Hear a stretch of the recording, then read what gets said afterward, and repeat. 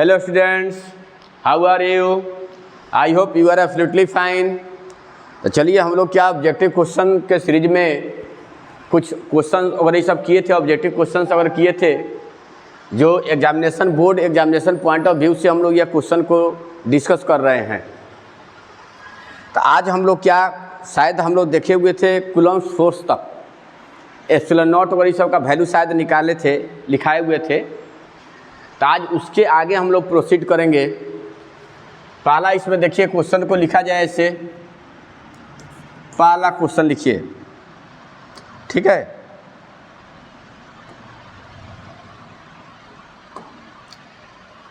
पहला क्वेश्चन आपको क्या लिखेंगे, वेक्टर फॉर्म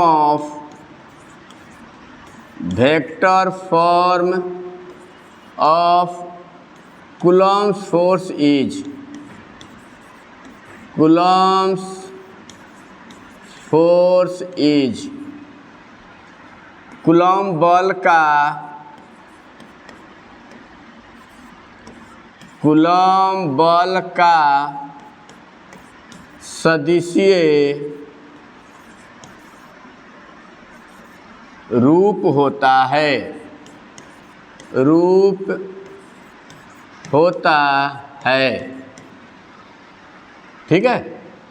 इसका आंसर क्या लिखेंगे आप लोग, आंसर में 1/4 pi epsilon not Q1 Q2 R vector by R cube. Option में रहेगा 1/4 pi epsilon not Q1 Q2 by R square, नहीं गलत हो जाएगा। वेक्टर फॉर्म इसका क्या होता है, 1/4 pi epsilon not Q1 Q2 R vector by R cube, याद रखेंगे आप लोग। चलिए सेकेंड नंबर क्वेश्चन क्या लिखा जाए, बताए थे आपको एप्सिलॉन नॉट का डायमेंशन फार्मूला ये सब बता चुके हैं आप लोग को। चलेंगे electric force in the medium of relative permittivity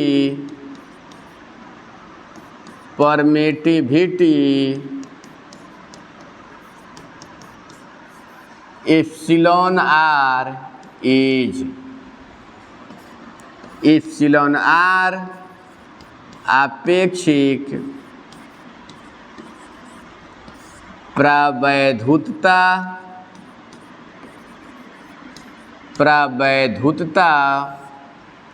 वाले माध्यम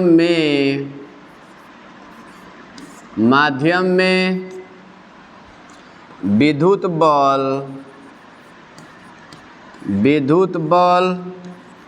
का मान होता है, ठीक है। आंसर में क्या लिखेंगे बोलिए, 1/4 pi epsilon not epsilon R Q1 Q2 by R square. Option में रहेगा, आपको इसको टिक कर देना है, ठीक है। अब क्या थर्ड में क्या लिखे, थर्ड क्वेश्चन है आपको, if the electric force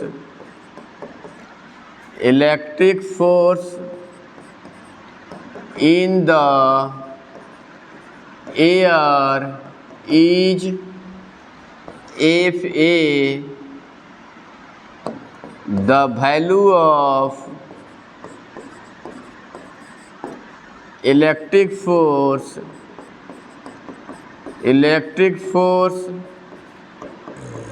in the medium of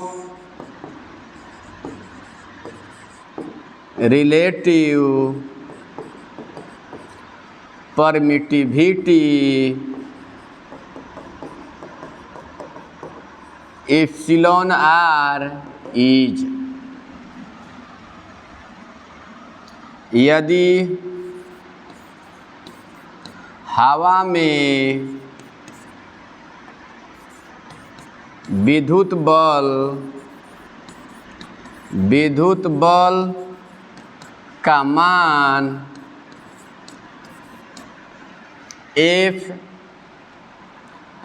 ए हो तो एप्सिलॉन आर वाले माध्यम में विद्युत बल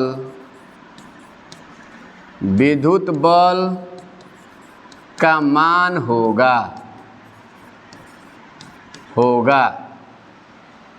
क्या होगा जी?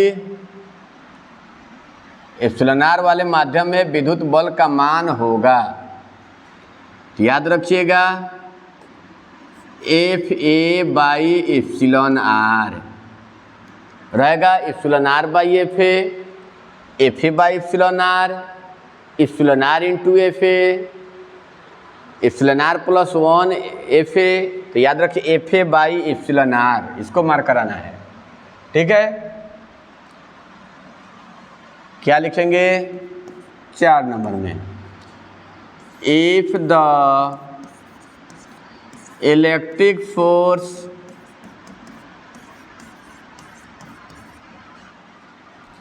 इन the air is 100 newton, the electric force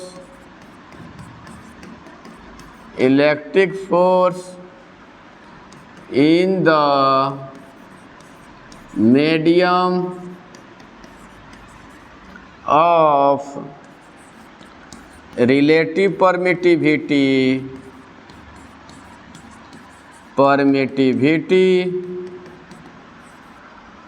5 is, क्या लिखे?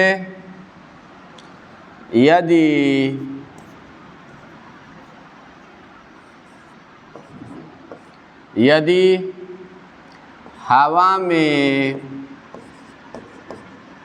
विद्युत बल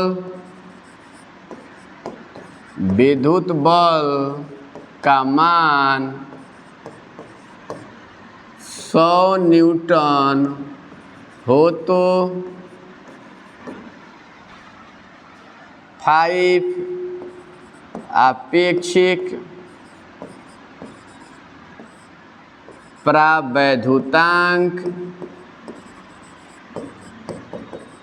प्रवैधुतांक वाले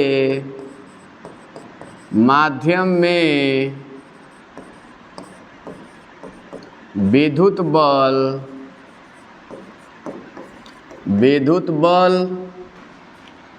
का मान होगा। आंसर में क्या लिखिए? F A by epsilon R होता है, हवा में कितना है, क्या होता है? एफ एम बराबर माध्यम में फोर्स बराबर होता है हवा में बल, एयर में फोर्स, अब बाई एप्सिलॉन आर। तो एयर में फोर्स कितना है? 100 न्यूटन, एप्सिलॉन आर वाला वैल्यू कितना है? 5, यानी कितना हो जाएगा बोलिए? 20 न्यूटन। यह हमारा क्या हो गया? आंसर। तो जो 20 न्यूटन होगा उसको मार देंगे हम लोग। ऐसे वैल्यू आपका न्यूमेरिकल वैल्यू कुछ भी चेंज कर देगा, यह भी कुछ भी चेंज कर देगा, पूछ देगा आप लोग, ये फार्मूला पुट करके बना दीजिएगा, आसानी से बन जाएगा आप लोग को। फिर क्या आपको कौन सा है? 5 number question.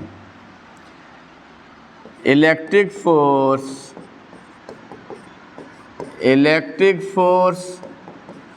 in the medium,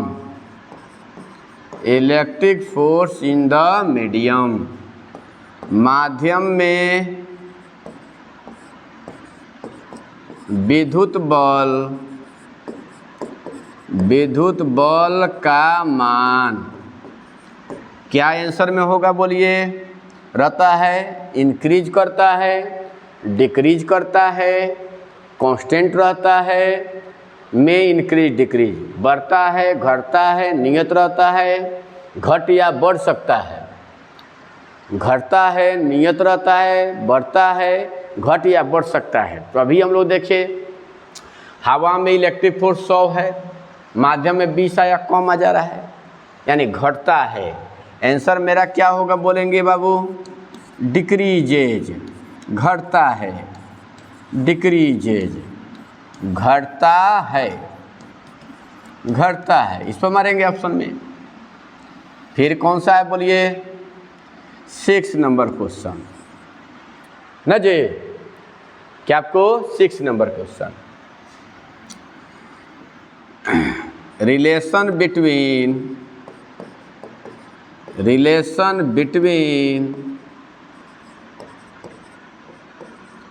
force and distance for given two charges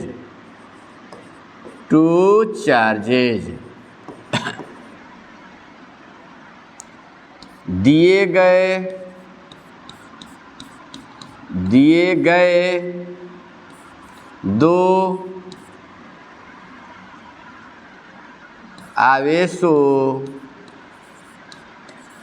आवेशों के लिए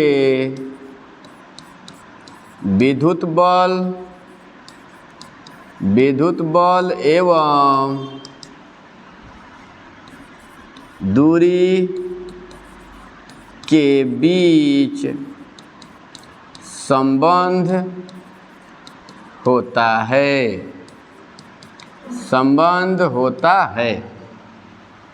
क्या होगा बोलिए? आंसर में तो एफ आर स्क्वायर बराबर एक कांस्टेंट, यानी क्या होगा बोलिए? एफ आर स्क्वायर बराबर एक नियतांक रहेगा। ऑप्शन में डाल देगा आपको एफ आर बराबर नियतांक, एफ बाई आर बराबर नियतांक, एफ बाई आर स्क्वायर बराबर नियतांक, एफ आर स्क्वायर बराबर नियतांक, एफ आर स्क्वायर बराबर नियतांक, याद कर लीजिएगा।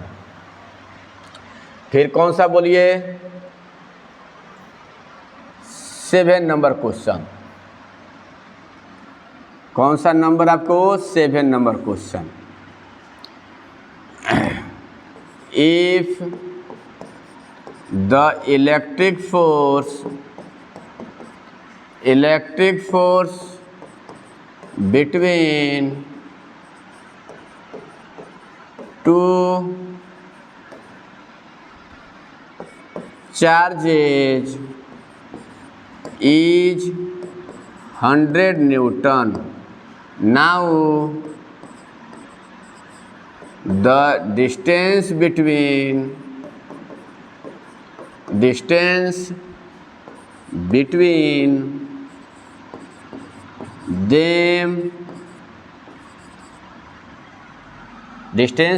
them becomes half to the original distance.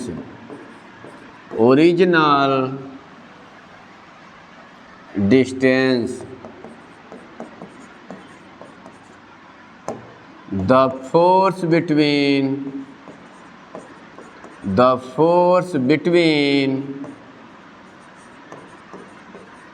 them becomes, यदि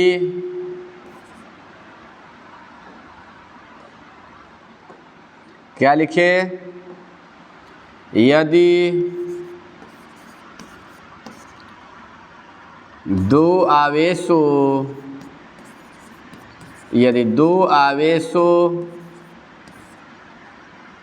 के बीच विद्युत बल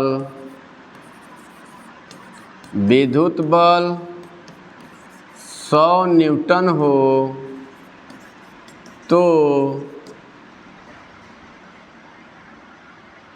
उन आवेशों के बीच की दूरी को आधा कर दिया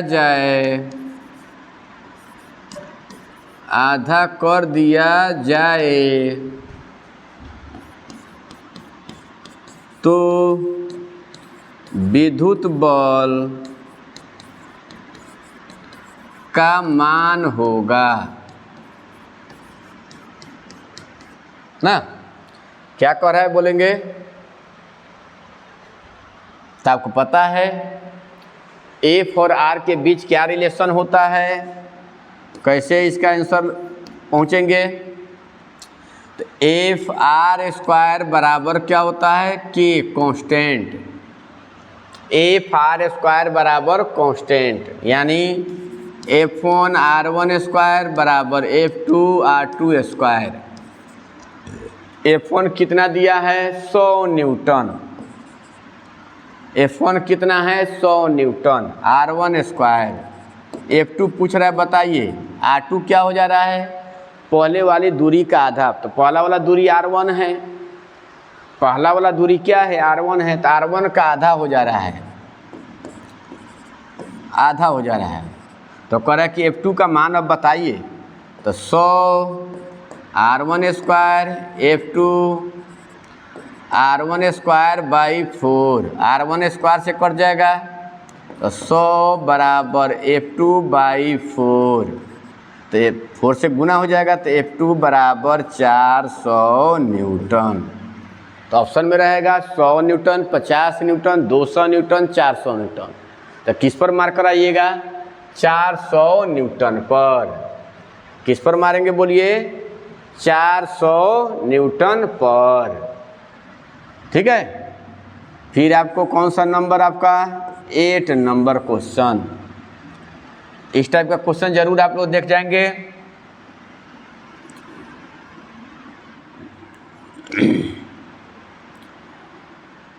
क्या लिखे? Which of the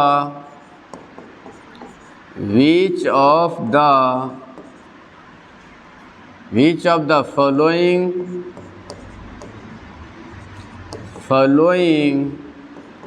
is correct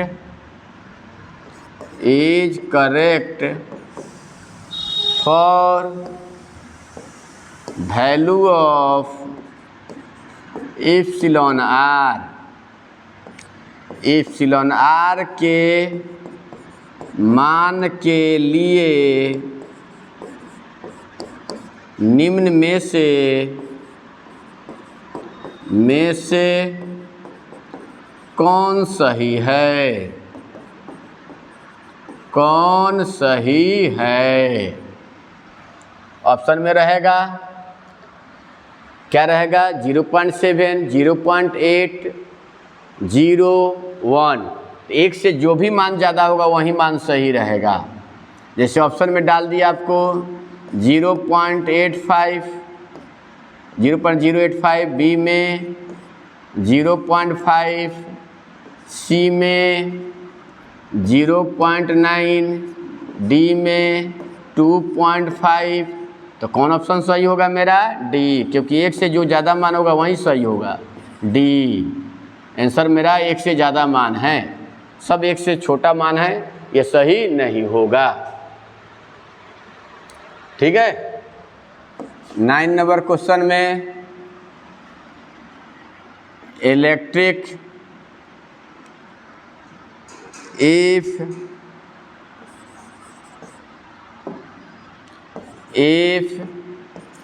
electric force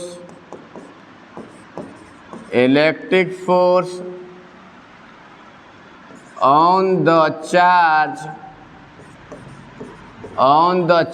Q is F the value of electric field, the value of electric field is, यदि Q आवेश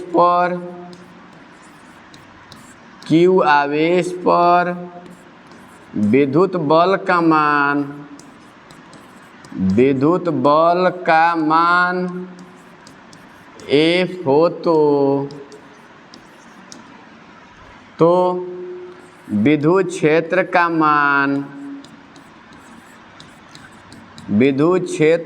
मान होता है।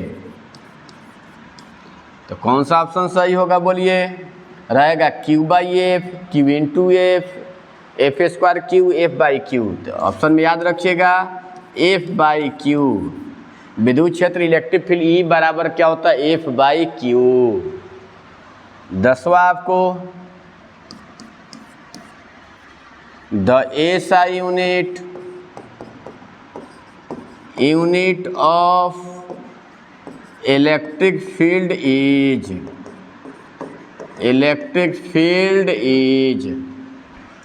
विद्युत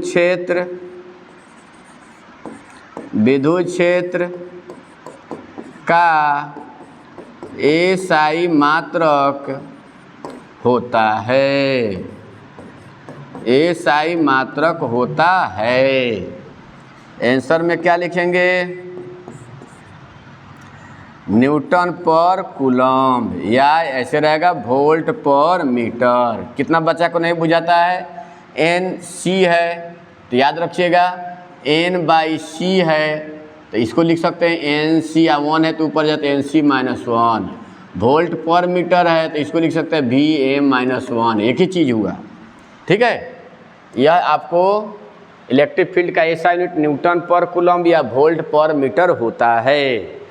तो 10 हम लोग ऑब्जेक्टिव को धीरे धीरे हम लोग पढ़ेंगे, जिससे कि आपको भी लोड नहीं पड़ेगा, आराम से आप लोग भी क्या इस चीज़ को याद करते चले जाएंगे। एक दिन में ज़्यादा कर लिखा देंगे तो आप लोग लगेंगे इसी को याद करने, और जो आपका कोर्स का सिलेबस है उससे पिछड़ जाएंगे। तो थोड़ा थोड़ा इस पर जोर देना है, 5-10 मिनट का टाइम निकाल कर इसको रिवाइज करते चलना है पर डे आपको यह। ठीक है, इसके लिए कंटिन्यू अपना करते रहिएगा। इससे आपका ऑब्जेक्टिव इससे बाहर नहीं पूछेगा, इससे बाहर पढ़ेंगे फेल कर जाएंगे। कोई दूसरा बुक ऑब्जेक्टिव क्वेश्चन देखने का कोई नीड नहीं है, कोई ज़रूरत नहीं है। आप कहीं भी आप इसको बनाकर जितना पढ़ा दे रहे हैं और उसके बाद से क्वेश्चन बैंक चाहे किसी भी साल का बनाइएगा, तो इलेक्ट्रोस्टैटिक्स से रिलेटेड जितने भी आपको क्वेश्चन होंगे इससे बाहर नहीं पूछता है, यही सब पूछता ही है। दूसरा पढ़ेंगे बेकार के आपका फालतू टाइम चला जाएगा। तो आप लोग से मेरा अर्जू है, रिक्वेस्ट है, इतना जो चीज़ पढ़ा रहे हैं इसको बार बार रिवाइज करेंगे, ज़्यादा दिमाग लगाने की कोई आवश्यकता नहीं है। तो चलिए क्लास आज इतना ही रहने देते हैं, तब तक के लिए जय हिंद, जय भारत।